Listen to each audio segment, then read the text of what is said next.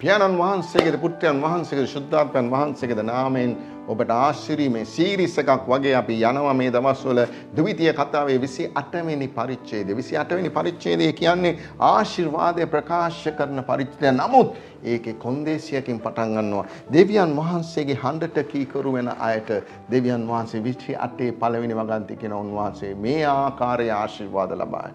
Hallelujah. අපි අද 28 7 වෙනි වගන්තිය මෙනෙහි කරලා බලමු. මොන වගේ ආශිර්වාදයක්ද දෙවියන් වහන්සේ කතා කරන්නේ. අපි උන්වහන්සේගේ හඬට කීකරු වෙනකොට උන්වහන්සේ කියනවා ඔබට විරුද්ධව නැගිටින්නා ඔබේ සතුරන් ස්වාමින් වහන්සේ ඔබ ඉදිරියේ පරාජය වෙන්න සලස්වනසේක. ඔබට විරුද්ධව එක මගකින් අවුත් සත් මගකින් ඔබ ඉදිරියෙන් පලා යන්නේ කියලා කියනවා. මොන වගේ අයටද කියන්නේ?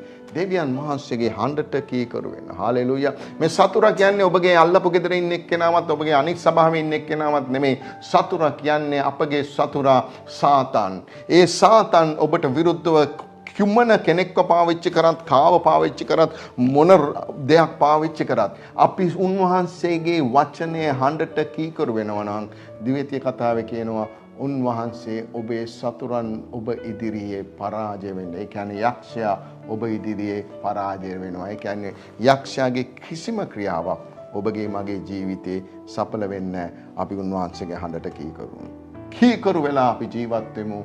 ජේසුස් වහන්සේ ඔබට ආදරේ උන්වහන්සේ ළඟ දෙමු කමින අපවගෙන යන්නේ. ජේසුස් පිහිටයි.